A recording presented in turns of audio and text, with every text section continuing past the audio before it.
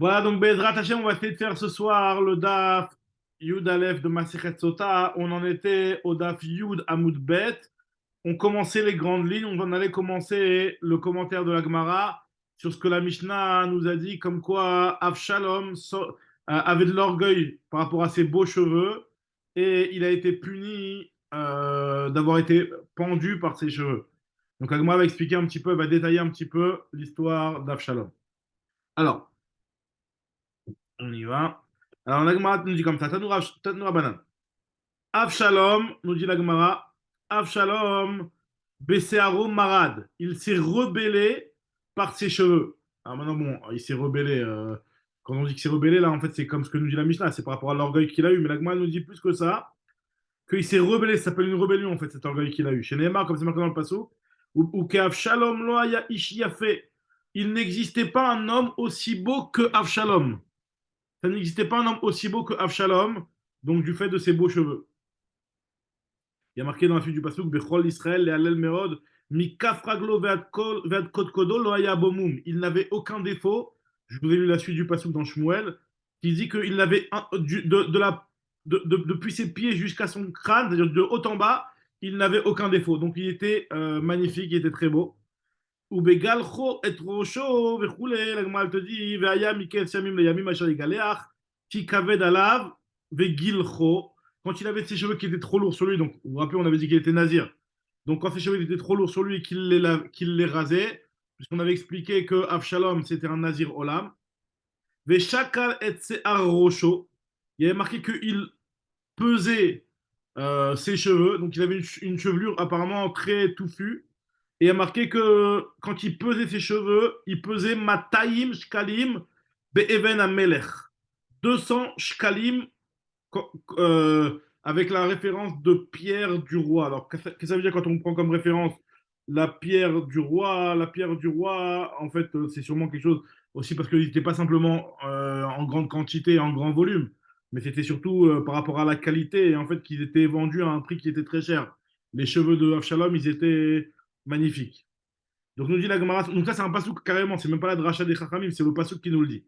Alors la Gemara elle explique ça veut dire quoi? Tana, even shachet dveria ben tsiporim shoklimba. C'est la pierre du roi. C'est quoi cette pierre du roi? C'est une pierre que les gens de Dveria et les gens de Tsipori utilisaient comme référence, comme étalon par rapport à leur mesure lorsqu'ils faisaient des achats.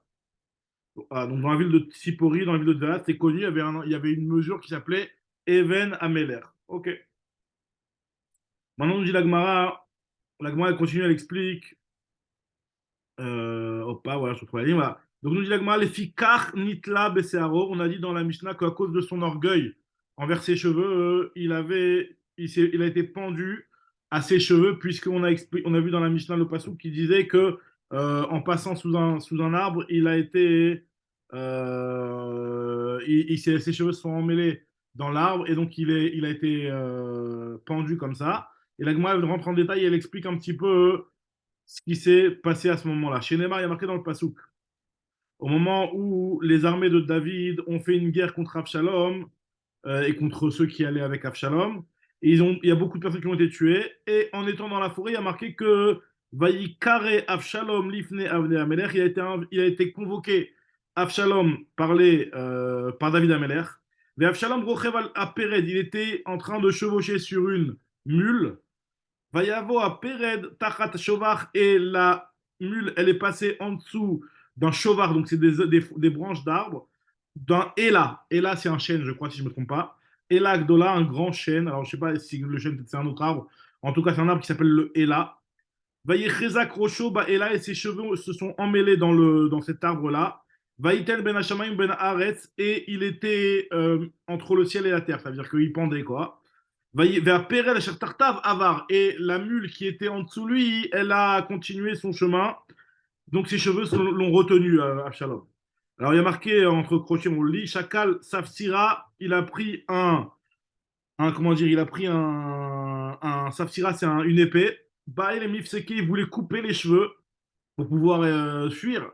Mais le problème, c'est que Tana devait Rabbi Ishmael, Beotacha, à ce moment-là où il a voulu se couper les cheveux, Nivka Sheol Mitartav.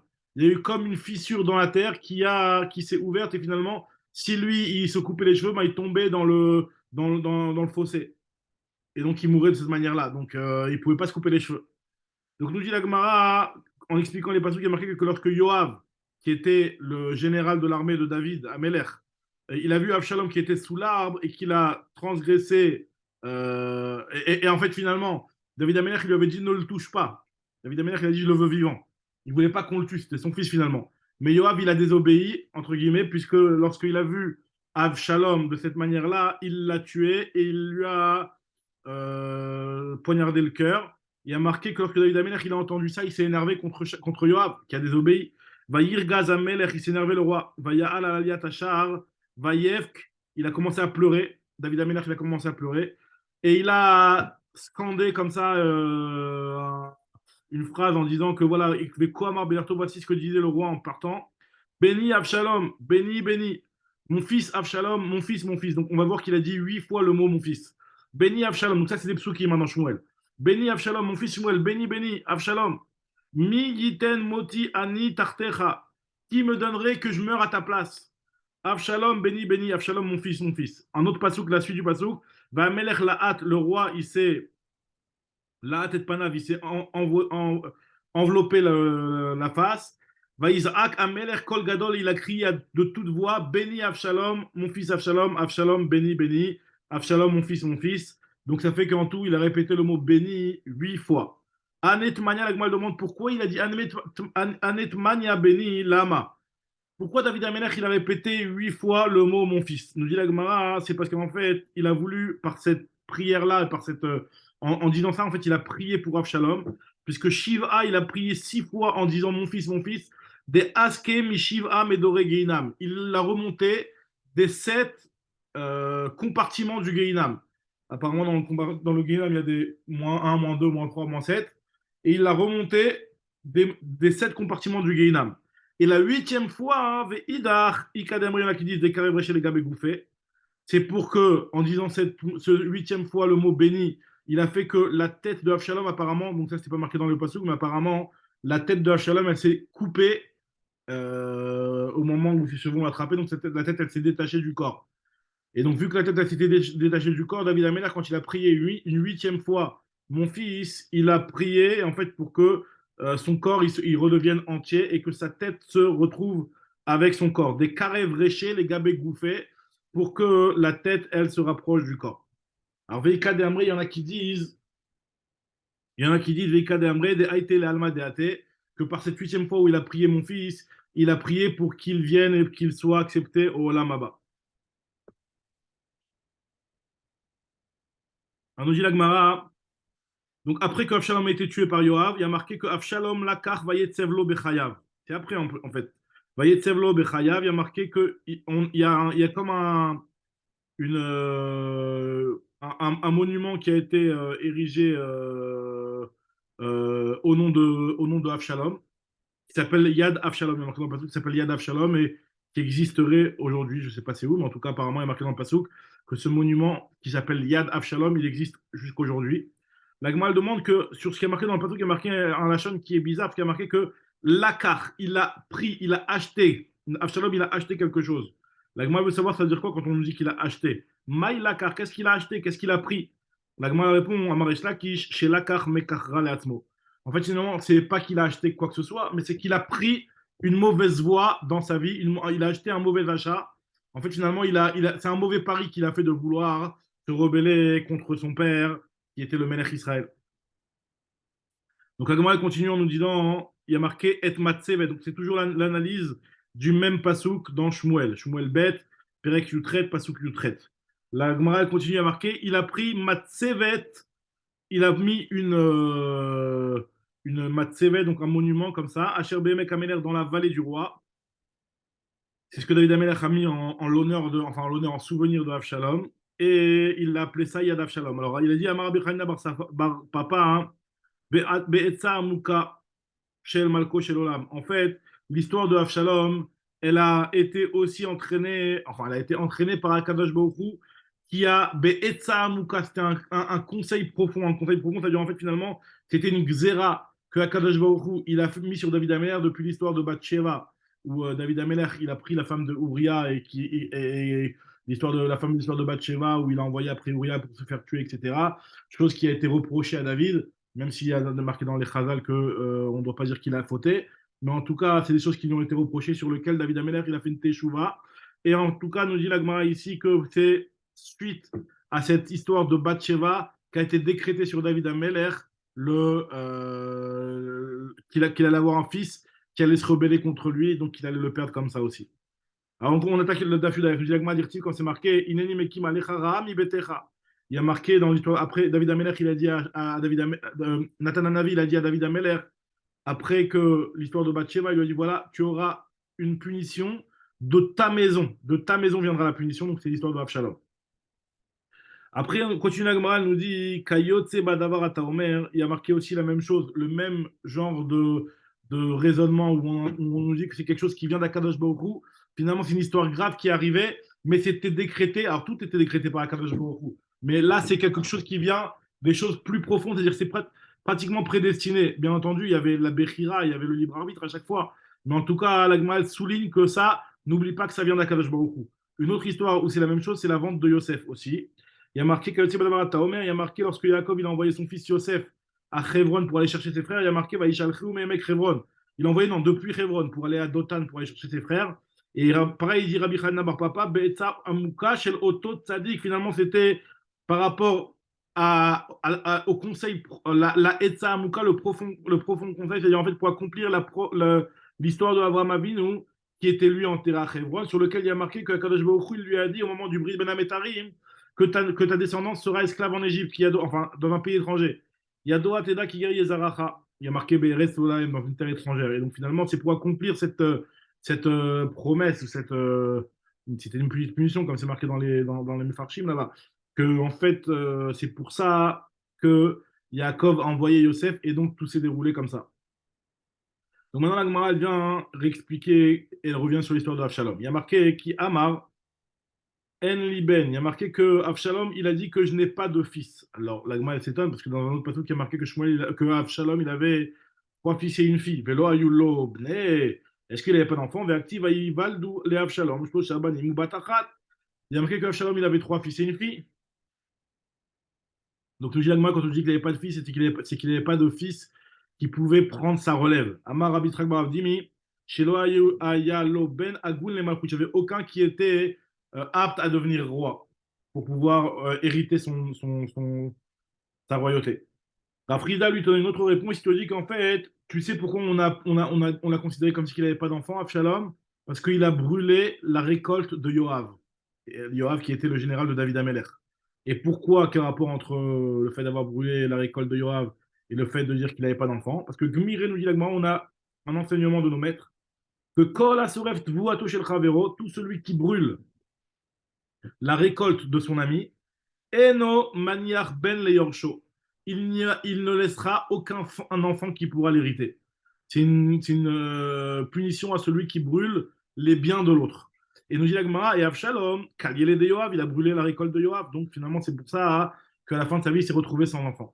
Dirtiv, Vayomer, El Avadav, il y a marqué dans le pasuk Avshalom, Avshalom, il a dit à ses esclaves, il leur a dit à ses serviteurs, Reu Chelkat Yoav, El Yadi, regardez le champ de Yoav, Velo Sham Seorim, il a là-bas de l'or. Je les trouve à Titoua Baesh, via Titoua de Avshalom et Tachelka Baesh.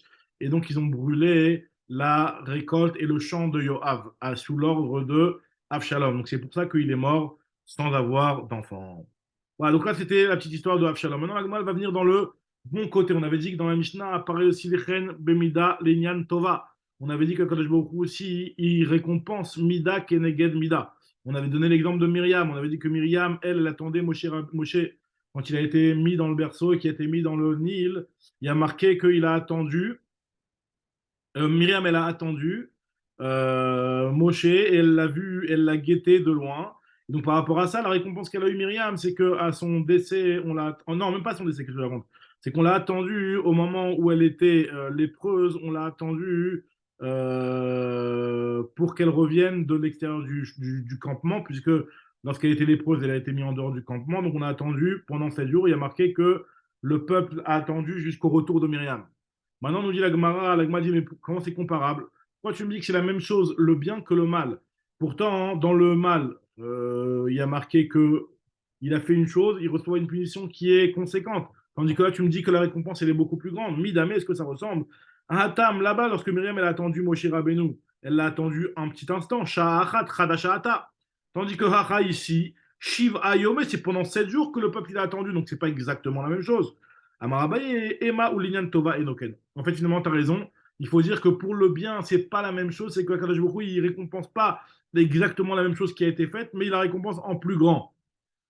Donc, c'est-à-dire que finalement, Abaye lui nous dit que pour le bien, ce n'est pas comme pour le mal. Amar le Rava lui a dit, mais dans la Mishnah, il y a marqué que c'est la même chose. Avechen Linyan Tova Katane, il y a marqué que c'est la même chose pour le bien. Et là, Rava, il nous dit que Achi Katane, c'est comme ça qu'il faut enseigner. Vechen Linyan Tova, c'est exactement la même chose par rapport au bien, c'est-à-dire par rapport au principe même de l'application de la récompense en tant que Mida Keneged Mida. Debe Ota Mida, donc la même mesure qu'un homme fait, Akadosh Baruch Hu, il lui paye, mais en tout cas par rapport à la quantité qu'il va recevoir, il va recevoir beaucoup plus, puisqu'on sait que la Mida Tova est toujours plus grande. Ou les Olam, Mida Tova, Meruba, mais Mida Tapuranut, la Mida Tova, elle est toujours plus. La Mida Tova, c'est dans le bon côté, dans la récompense, Akadosh Baruch Hu, il est plus large que dans la punition. Donc maintenant, l'Agma, comme nous a parlé de Myriam, elle va nous raconter un petit peu l'histoire. L'histoire de la naissance de Moshe Rabbeinu et de comment ça s'est passé. Il y a marqué dans le Pasuk, dans Parashat Shemot, il y a marqué Vatetatsav achoto merachok. Sa sœur, elle s'est tenue de loin pour voir ce qui allait se passer avec Moshe Rabbeinu. Donc Agma, elle va analyser chaque mot de ce pasuk-là. Amarabi Yitzhak, pasuk zekulo al shem shrina neemar. Ce pasuk-là, il faut en faire une dracha. Et en fait, c'est la shrina qui s'est tenue avec Moshe Rabbeinu dans le berceau pour le garder, lui qui allait être le sauveur du Ham Israël. Et en quoi il y a une allusion à la Shrina dans ce pasuk-là, alors que le Pshat Pashut, c'est que c'est Myriam qui l'a attendu de loin. Nous dit l'agma Vatetatsav, en fait, Merames, la Shrina, Vatetatsav, ça veut dire en fait finalement, elle s'est tenue. Dirtiv, Vayavo, Hashem, Vaïtiatsav. Il y a un pasuk qui parle de la Shrina au début de la prophétie de Shmuel Hanavi, il y a marqué là-bas, Vayavo, Hashem, Vaïtiatsev. Hashem, il s'est dévoilé. Donc quand Hashem, il s'est dévoilé, il y a marqué ce langage-là aussi de Vaïtiatsev. Autre, celui du passage qui a marqué aussi Achoto, la sœur. Alors, la sœur, normalement, on dit que c'est Myriam. Mais la Gemara dit non, ça fait référence à la Shrina, dire il a marqué dans Michelet est mort la Chochma Achotiat. Appelle la Chochma comme étant ma sœur. C'est-à-dire qu'en fait, finalement, approche la Chochma, il faut qu'elle soit aussi proche que toi, que ta sœur. Et en fait, la Chochma, ça fait allusion ici à Kadosh Baruch Hu, puisque c'est à Kadosh Baruch Hu qui donne la Chochma, comme on sait. Merachok, il y a marqué dans le passage qu'elle s'est tenue Myriam de loin. Nous dit la Gemara, ça fait aussi référence à la Shrina, dirtiv, Merachok, Hachem, Nirali, dans l'Irmia, il y a marqué que Hachem, il s'est tenu de loin et il m'est apparu de loin. La date, ce qui a marqué dans la suite du passage, qu'elle s'est tenue Myriam pour savoir ce qui allait arriver à Moshe, la date, le mot la date aussi fait référence à la Shrina, dirtiv, il y a marqué là-bas, au moment de la naissance de Shmuel aussi, il y a marqué Kikel Deot Hachem. Il y a marqué Hachem, c'est un dieu de connaissance. Maintenant, c'est quoi? Donc, qu'est-ce qu'on voit ici? C'est la date, des hautes dates, c'est Hachem. Alors, on avait dit la date, ma. Il y a marqué dans la suite du Passouk pour savoir qu'est-ce qui allait lui arriver. Il nous dit la Gemara que en fait, ça fait référence aussi à la Shrina, puisque le mot ma, il est marqué, dirtif, c'est marqué lorsque Moshe Rabbeinu, il a dit au cas d'Israël, ma Hachem Elokecha Shoel Meimar, qu'est-ce que Hachem attend de toi, le peuple juif, si ce n'est de le craindre et d'aller dans ses chemins, etc., et de l'aimer et de le servir, etc. C'est ce que Moshe Rabbeinu, il a dit. Donc, Parashat Ekef, si je ne me trompe pas, ou va être Hanan. En tout cas, nous dit Agmara que ça fait référence aussi à la Shrina. Et le mot Yaase, qui faut aussi référence à la Shrina, puisqu'il y a marqué dans le Navi, dirtif, qui lo Yaase Hashem Elohim Davar. Hashem ne fera rien. Donc, Yaase, donc le mot Yaase, il est utilisé aussi dans un passage qui nous parle de la conduite d'Akadosh Baruch Hu. En tout cas, continue la Gemara et elle nous dit.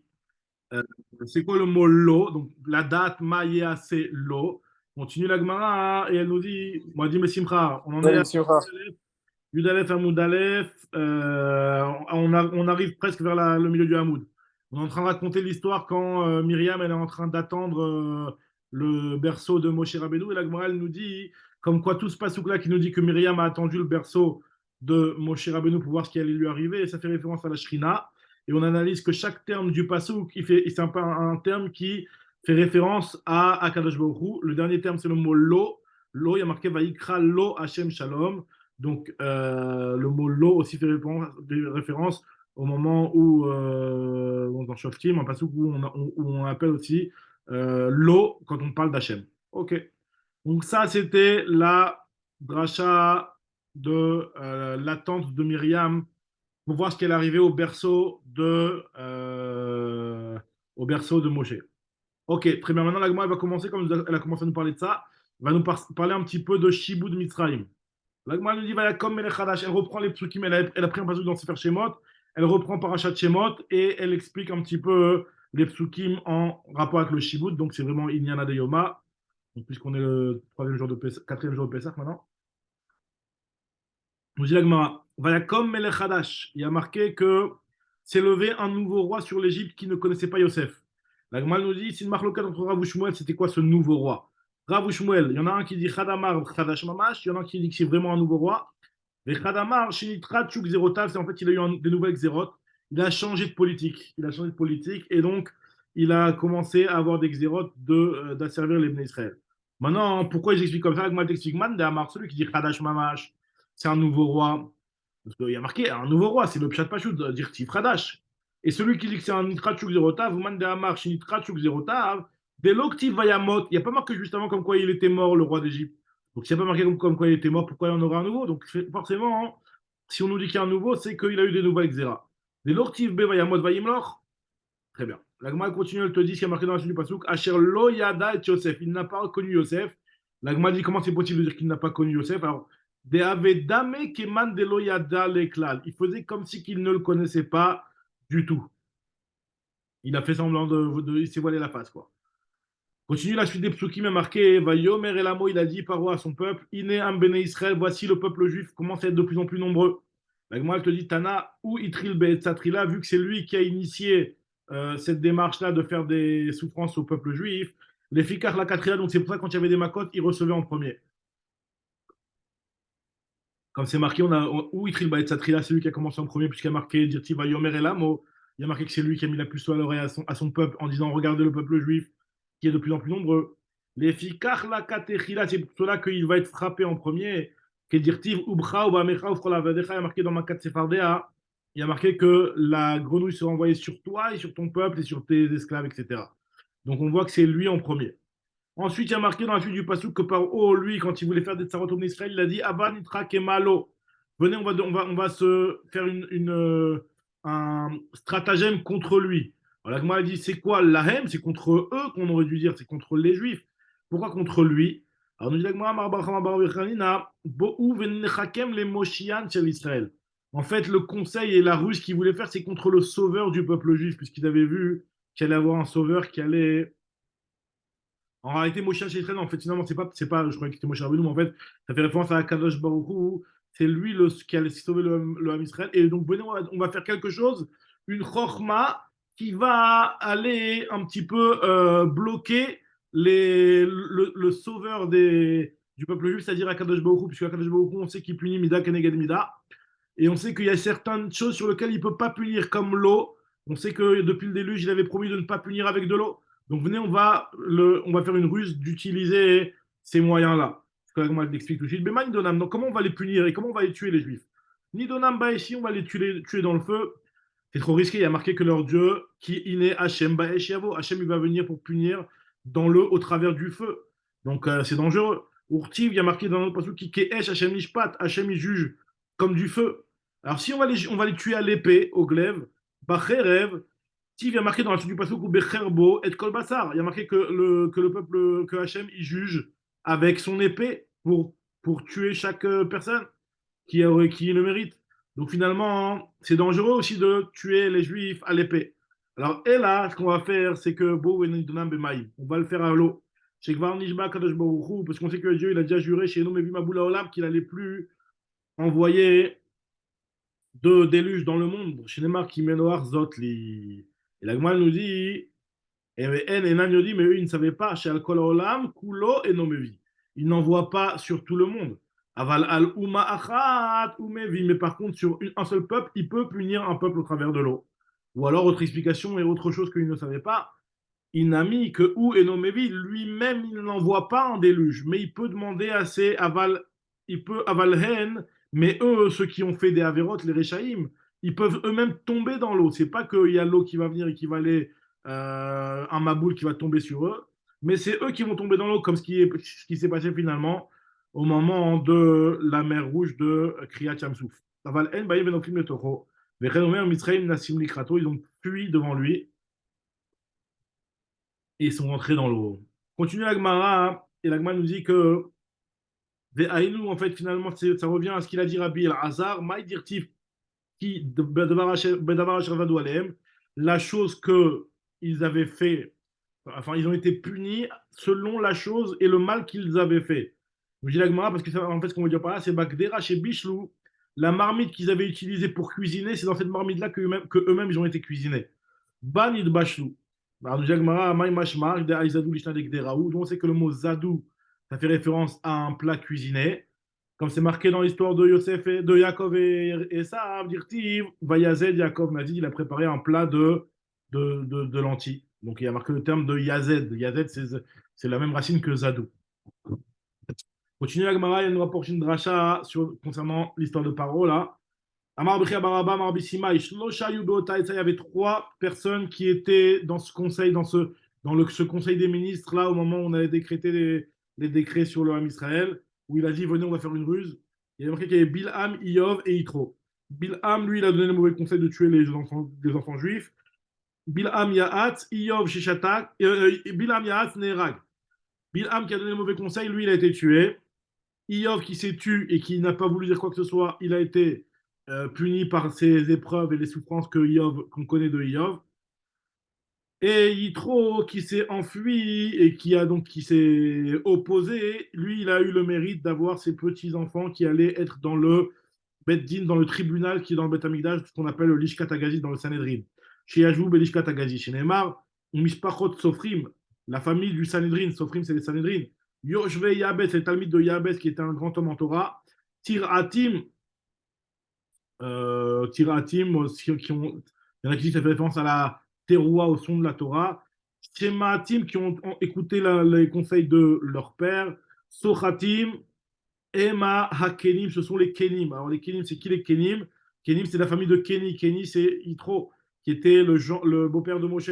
Abaim Machamat Avi Bet Rechev. La Gemara, elle explique tout de suite c'est quoi ce Kenisme. Urtiv ou Bne Kenny, les enfants de Kenny, Choten Moshe, qui était le beau-père de Moshe. Donc on voit que Kenny, ça fait référence à Yitro. Donc Yitro, il a eu ses enfants qui sont assiégés dans le Sanhedrin, tel que c'est marqué dans le passage dans Divrei Yamim. Alors, on continue avec le passage dans Parashat Shemot, il y a marqué de peur qu'ils soient trop nombreux et qu'ils se battent contre nous. Venilcham banu, et il va se battre contre nous, ve'ala mina aretz, et il va sortir de la terre. Alors, moi, elle se pose la question, elle dit, c'est pas ve'ala, c'est ve'alinu. Ve'alinu mina aretz. Ils vont nous renvoyer de la terre. C'est pas que eux, ils vont sortir de la terre, c'est qu'ils vont nous renvoyer. Ve'alinu, on a peur qu'ils vont nous renvoyer de notre terre d'Égypte. Alors, nous dit l'agma, en fait, finalement, ce qu'il a voulu dire par là, Amar Rabbi, Abba, Barkana, qui Adam, Shemekale, Tatsmo, Betole, Killato, Bechavero. Finalement, c'est comme une personne, lorsqu'elle veut dire quelque chose de négatif, elle ne veut pas le dire sur elle-même, donc elle utilise quelqu'un d'autre pour recevoir la malédiction. Donc, finalement, et que eux, ils vont être renvoyés. En tout cas, ce que nous dit l'agma, c'est qu'en fait, ça faisait référence, ils voulaient parler de eux-mêmes, c'est qu'ils avaient peur d'être eux-mêmes renvoyés de la terre d'Égypte. Le passage qui continue, il y a marqué, bah, si voilà, ça ici, ils ont mis des ministres, des percepteurs, enfin des gens qui allaient les faire travailler. Alors, c'est quoi? Bah, Simou Alav. Alav, nous, on traduit sur le peuple, mais la Gemara, elle te dit, on aurait dire sur eux, sur les Juifs. Alors, Alehem, Bayele. Tana de Rabbi Elazar, Rabbi Shimon, Rabbi Shimon, il te dit que Mehamed, chez Viu Malben, Betal ou les paro Betsavaro. En fait, finalement, ils ont amené un Malben. Malben, c'est un petit rectangle. Malben, ça veut dire un rectangle, mais un rectangle dans lequel on faisait des briques. Et ils l'ont mis autour du cou de Paro. Et chaque juif qui disait non, moi je suis trop délicat, je suis trop. J'ai pas l'habitude de travailler comme ça dur, etc. Donc je veux pas faire des briques. On lui disait est-ce que tu es pire que Paro qui est le roi de l'Égypte Amroul, on lui disait, Klou Mistani Sata Yoter Mi Paro, tu ne peux pas être plus que Paro. Tu vois bien que Paro vient participer aussi à la construction avec nous. Donc c'est comme ça qu'ils ont réussi à attirer les Juifs dans ce piège. Saré Missim, nous dit la Gemara, c'est quoi ce Saré Missim? Davar chez Messim. Davar chez Messim, une chose dans laquelle on mettait chez Messim qui allait entraîner le joug du travail, comme ça ils expliquent. Alors, on dit la Gemara, la suite du passage qui est marqué les Ma'an Anoto Besivlotam, afin de le faire souffrir dans leur souffrance. Alors, on m'a dit Anotam, pourquoi il y a marqué Anoto Besivlotam? Anoto sur le singulier, Sivlotam sur le pluriel. Pourquoi il n'y a pas marqué Anotam? Anotam, il va y aller, quand il faut dire ça. On dit la Gemara, les Man Anoto, les par haut, c'est-à-dire qu'au départ, ils ont commencé à faire travailler un petit peu par haut pour faire travailler par la suite les Juifs. Besivlotam d'Israël, afin de faire travailler après les Juifs.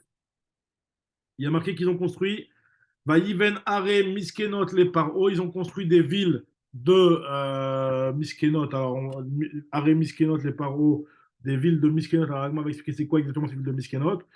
Alors, Rav ou Shmuel, il y a une marque entre Rav ou Shmuel là aussi. Khadama, il y en a qui disent que Mesakenot et Baalem, c'est ceux qui mettent en danger leurs propriétaires. Alors là, dans leurs propriétaires, il y a deux pirouchim dans Rashi. Soit c'est les Égyptiens qui, à cause de ce travail qu'ils ont fait asservir les Juifs, eux, ils se sont mis en danger.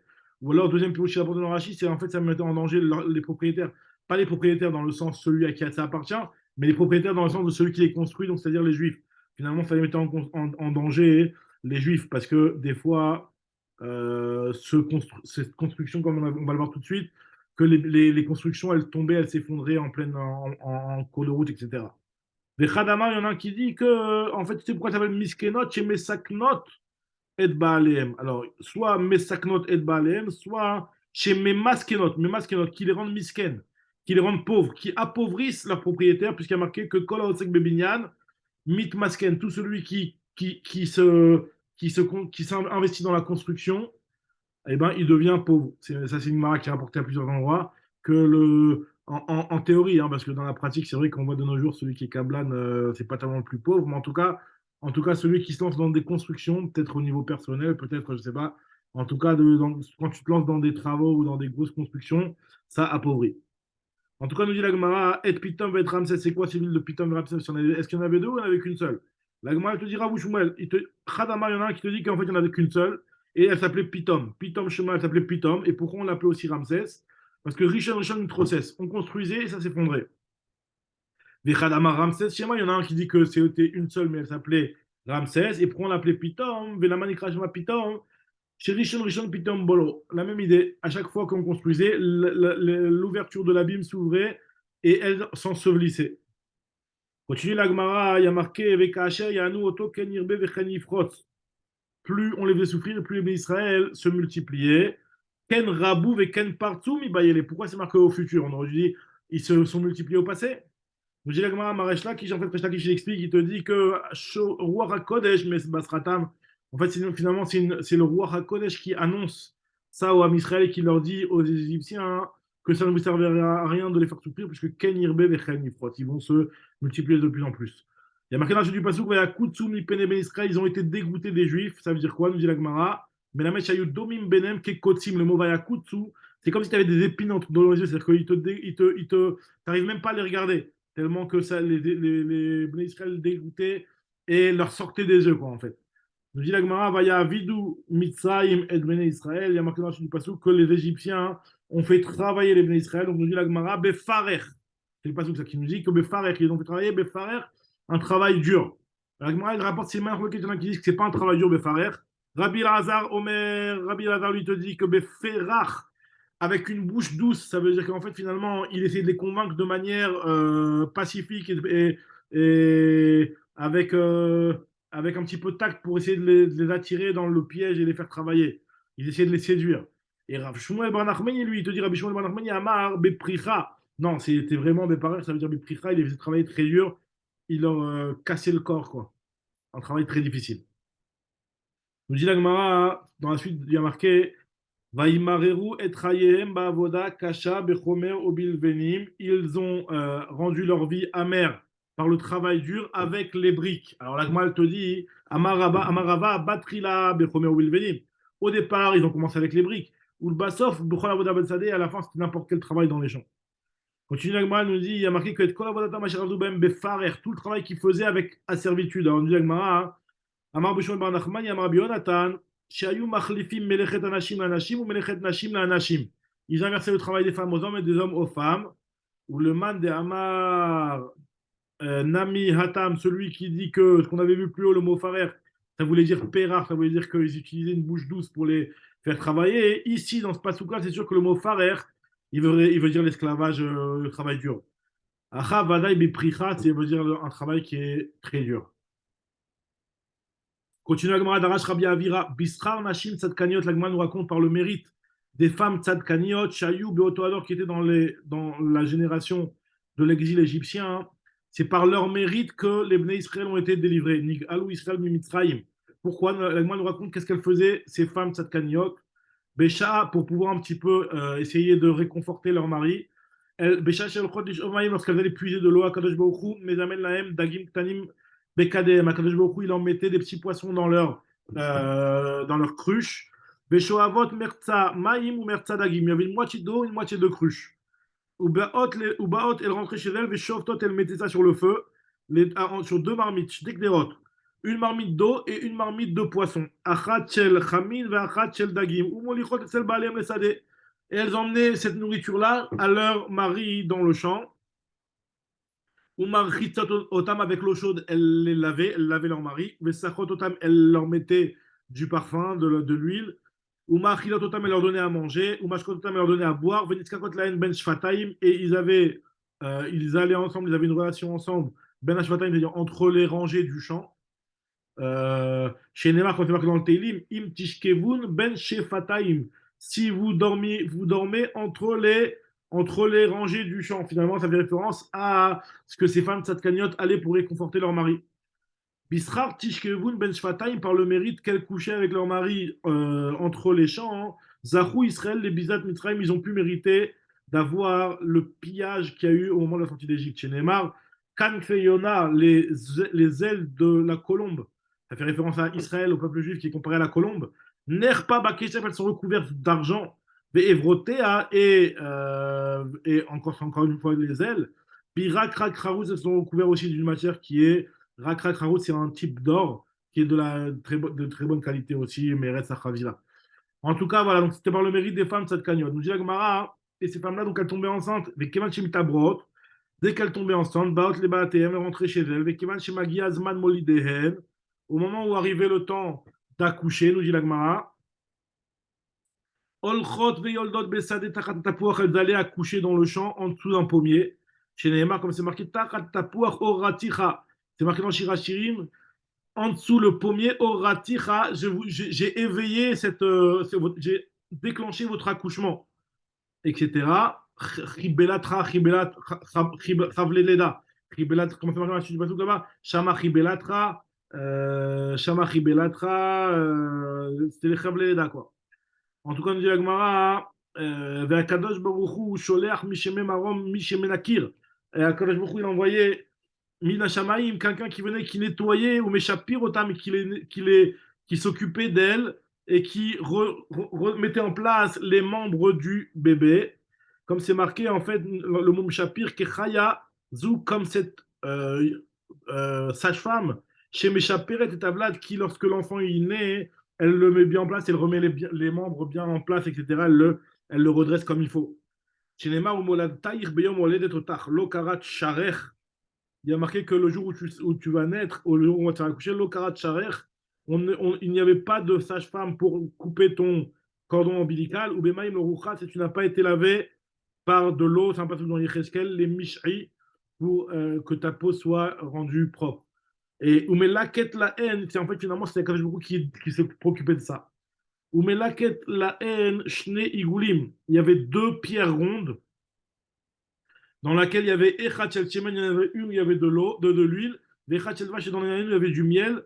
Chez Nema, comme c'est marqué, Vayenikeu Devash Misela, ils ont bu, ils ont été Vayenikeu, donc Yenika, donc c'est comme s'ils ont pris du sang, mais en fait finalement c'était du miel. Ils ont À l'été. À allaité, l'été, ouais. allaité du miel du rocher et de l'huile du Michalamistour aussi dans le rocher, quoi. Finalement, ce sont ces deux rochers qui se sont présentés pour que les enfants y soient nourris. Mais Kevan chez Makirim, Ba'en Mitzrayim, dès que les Égyptiens se rendaient compte de ça, qu'elles étaient dans le champ, Baïm Leorgan, ils voulaient les tuer. Ils voulaient tuer ces enfants-là, plutôt ces enfants-là qui étaient nés dans le champ. Venase Laem Nes, il y a eu un miracle qui se faisait à ces enfants. Venivlaim Bakarka, ils se faisaient absorber sous la terre. En tout cas, ils se faisaient cacher par la terre. Et les Égyptiens n'arrivaient pas à les trouver. Ils amenaient même carrément des taureaux pour labourer les champs. Chez Neymar, Al-Gabi, Kharshu, Khorshim. Sur moi, les laboureurs ont labouré. Les Achar, après dès qu'ils partaient, les Égyptiens, Ayoum et Batzbesim Biotim, ils ressortaient comme si ils refleurissaient de sous terre, alors qu'Essem Asadé comme une plante. Chez Neymar, comme c'est marqué dans le Passouk, dans Yecheskel aussi, Reva, Ketsema, Chasadin, Tatir, je vous ai mis comme une plante, vous étiez comme une plante. Mais Kevan Shemil Gadlim, donc dès qu'ils sont devenus grands, ces enfants-là, Baïn Adarin Adarim Batem, ils rentraient, ils revenaient en troupeau chez eux. Mais Kevan Shemil chez Neymar, comme c'est marqué, va tirbi, vous allez grandir. Va tigdeli, vous allez grandir au niveau de la taille. Va tavoui, vous allez venir Be'ede Adaim, c'est quoi Ede Adaim? C'est pas Ede Adaim. Altikra Ede Adaim, et là Be'edre Adarim. Ils venaient en troupeau, ils venaient en nombre. Donc chez Nigla, puisqu'il y a Choliot qu'il y avait comme on a dit, il y avait peut-être des sextuplés, comme c'était marqué qu'ils naissaient par 6, etc. En tout cas, ils accouchaient tous là-bas, donc ils venaient par grand nombre. Ou chez Nigla, Kadosh Baruch Hu Alayam, lorsque Kadosh Baruch Hu s'est dévoilé au moment de l'ouverture de la mer Rouge, il y a marqué que c'est eux qui ont reconnu Akadosh Baruch Hu en premier. M, Ikuru, Trila, ce sont eux qui l'ont reconnu. Chez les Mar, Ze, Keli, Venveu, voici mon Dieu que je reconnais, que j'avais déjà vu, Venveu pour le louer. Donc, moi, on continue le passage, il y a marqué Vayomer, Meler Misraïm, Lam Yaledot. On prend maintenant lorsque Paro a demandé aux sages-femmes de tuer les enfants juifs. Alors, l'Agma nous dit Vayomer, Meler Misraïm, Lam Yaledot, Aivriot. Il y a marqué Shifra et Poua. Alors, Ravouchmoua, il y en a un qui dit que Khadama, Isha ou Bita. Il y en a un qui dit, une discussion entre Ravouchmoua, il y en a qui dit que c'est une fille, une femme et sa fille. Il y en a qui disent que c'est une femme et sa belle-fille. Kala vechamota. Nous dit la Gemara, vechadamar kala vechamota. Manda Marisha Ubita, celui qui dit que c'était une mère et sa fille, c'était Yocheved et Myriam. Yocheved ou Myriam. Ou Manda Amar kala vechamota, c'est Yocheved et Elisheva bat Aminadav, qui était la fille de Aaron, la femme de Aaron. La femme de Aaron, qui était en fait la belle-fille de Yocheved. Tanya, Keman de Amar, Isha Ubita, il y a une braïta qui va dans le même sens de la vie qui pense que c'était Myriam. Puisqu'il y a marqué Shifra Zou Yocheved. Velama Nikra Shifra, pourquoi Yocheved on l'appelait Shifra? Shemesha Peret El Tavlad, elle s'occupait d'embellir l'enfant, de bien s'occuper de lui. D'avoir après votre explication, pourquoi elle s'appelait Shifra? Chez Parou Virabou Israël, Beyamea, les Israël se sont multipliés à son époque, puisqu'elle n'accomplissait pas le commandement de Paro de tuer les garçons, et au contraire, elle faisait vivre l'enfant. Et Poua, c'est Myriam, donc c'est la braïta qui va dans le même sens de ce qu'on a dit juste avant. Poua, c'est Myriam. Et pourquoi elle s'appelait Poua, Myriam? Shaita Poua, elle discutait, elle jouait avec l'enfant comme on a l'habitude de jouer avec les enfants. D'avoir à faire votre explication, Poua, Shaita Poa, Beroua HaKodesh, elle criait par prophétie, elle disait ma mère va faire naître le délivreur et le Moshiach chez Israël. Atida Imish et Ben chez Moshiach Israël. Alors la Gemara va raconter cette histoire-là en plus en détail plus tard. Vayomer, dans le dave de demain, oui, dans le prochain. En train de dire la Gemara, il y a marqué dans le Passouk, Vayomer, donc Paro, il a dit au Mialedot à Ivriot, il a marqué, il leur a dit, Beyalet-Trem et Anashim, Beyalet-Trem et Ivriot, lorsque vous allez faire naître ces femmes juives, et vous allez voir sur les pierres si c'est un garçon, vous le ferez mourir, etc. Alors, la Gemara leur a dit, la Gemara explique, c'est quoi ce Ovnaïm? Alors, il te dit sur lequel ils vont voir si c'est une fille ou un garçon, il y a marqué que vous verrez sur le Ovnaïm si c'est une fille ou un garçon. La Gemara dit qu'en fait, Amar Rabbi Hanan, Siman Gadol Masar Lahem. Par eux, il leur a donné un signe extraordinaire pour reconnaître le moment où les femmes allaient accoucher pour ne pas que les femmes, juste avant l'accouchement, s'esquivent. Il leur a donné un siman pour reconnaître le moment d'accouchement. Il leur a dit comme ça. Amar là, il leur a dit Besha, chez Korat, les laides, au moment où la femme elle s'apprête à accoucher. Yachotea mistanenot ka avanim. Ses hanches refroidissent comme des pierres. Comme des pierres, et ça veut dire que c'est à ce moment-là, le moment d'accouchement. Ve'id il y en a qui disent, il y en a qui disent qu'en fait, Ovnaim, c'est pas du tout un signe de l'accouchement, mais ça veut tout simplement dire l'endroit sur lequel la femme, elle est mise pour accoucher. Ve'idéalement, il y en a qui disent que Kedirti va ered beta otsar, ve'ine ou ose melacha ala ovnaim. Il y a marqué que le forgeron, il travaillait sur les ovnaim, et ovnaim, en fait, finalement, c'est l'enclume sur lequel il travaillait. Et la Gemara explique, elle te dit, c'est shma yotzerze, de la même manière que ce fabricant-là, il a un pied à droite de la pierre et un autre pied de l'autre côté de la pierre, et au milieu, il travaille. Veseden, baemsa. Alors, pareil aussi la femme, hier Mikan, Vlad Ben ça, donc il y a un enfant qui est au milieu. En fait, finalement, le mot Ovnaïm, c'est l'endroit sur lequel l'enfant, la femme, elle accouche, elle se met pour accoucher. Continue la Gemara, elle nous dit Im ben uva mitem oto, si c'est un garçon, vous allez le faire mourir. Amar Bechainan dit la Gemara qu'en fait, il aura donné un siman, comment on connaît si c'est un garçon ou pas. Siman gadol masar laen, il aura dit comme ça Ben panav le mata, un garçon, quand il sort du ventre, il a la tête vers le bas. Et Baat, Panéal et Mala, et une fille, lorsqu'elle sort du ventre, elle a la tête vers le haut. Alors, le Chazanish, déjà, il dit que ça fait partie des choses sur lesquelles, de nos jours, c'est pas du tout la même chose. Donc, il y a certaines choses sur lesquelles on dit que Ishtanu Atvaim, les natures ont changé. Mais en tout cas, voilà. Ça, en tout cas, à l'époque de Paro, c'était par ce moyen-là qu'ils reconnaissaient. Après, nous continuons avec moi, elle nous dit il va tirer Enam, Yaledot et Elohim, Velo Asu Kacher Diber Alehem. Elles craignaient Dieu, elles n'ont pas fait ce que Paro leur demandait. Alors, il y a marqué Diber Alehem, Lahen, on aurait dû dire à eux. Amarabi aussi, mais la mettre chez Tavan, Lidvar Avera, Velonit Beu. En fait, finalement, Paro, il a voulu faire avec elle, commettre avec elle une Avera de Znout, donc faire avoir une relation avec elle, et elles n'ont pas accepté. Ensuite, il y a marqué Vatechayena et Taïladim, elles ont fait vivre les enfants. Alors, le Lachon, l'agma, vous comprendre ce que c'est la Lachon là.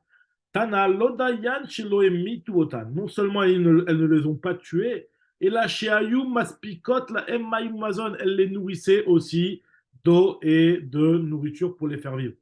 Agmal nous dit que lorsque Paro il a vu que les femmes, ces mialidotes-là, elles n'accomplissaient pas l'ordre qu'il leur a donné et qu'au contraire, elles faisaient vivre les enfants, il les a convoqués pour savoir ce qui s'est passé. Il leur a dit va Thomas, mialidot el Paro.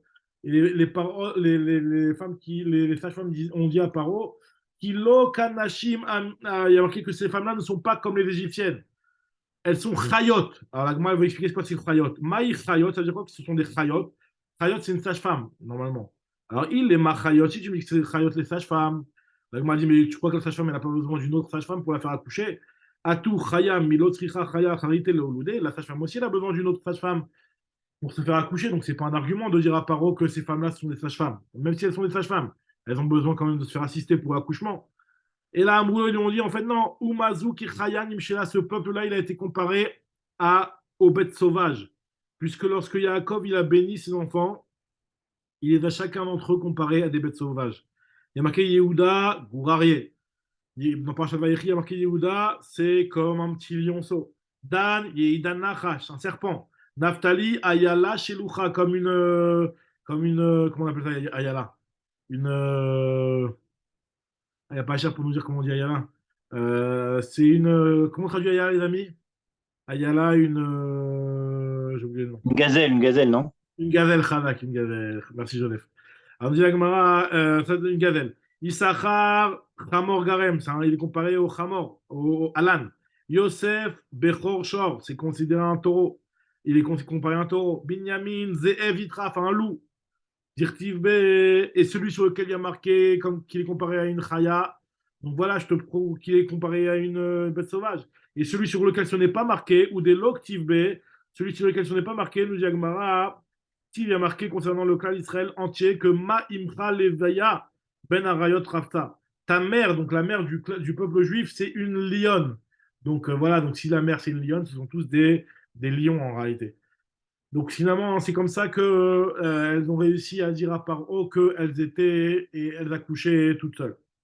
Continue Gemara rapporte le pasouk, c'est un pasouk dans la suite de chez moi là-bas. Vaï ki yarou amialdot et elokim vayaslam batim, comme elle craignait Dieu, alors il leur a fait des maisons. Ça veut dire quoi? Il leur a fait des maisons. Rabou Shmuel, Hadamar, il y en a un qui dit que Batekiuna avait Lévia, des Kohanim et Lévim, donc Kohanim Aaron, Lévim, Moshe.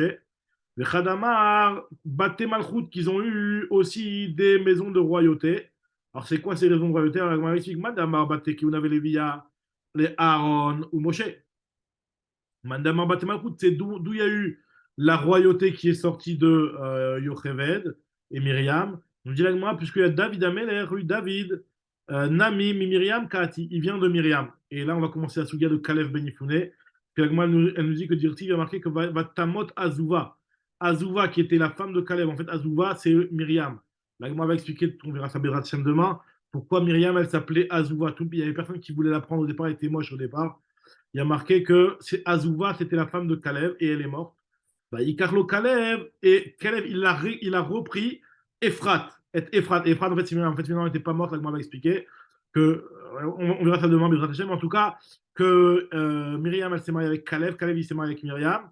Bah, Teledlo et Rour, et donc il a eu Rour. Rour, et il y a marqué que David, Ben Ish Ephrati, il vient de Ephrat. Donc, s'il vient de Ephrat, ça veut dire que ça vient de Myriam, comme on va expliquer que finalement, Ephrat a fait référence à Myriam. Donc, Bezrat Hashem, on reprend demain, Bezrat Hashem, la Sougia de Caleb, Bezrat Hashem.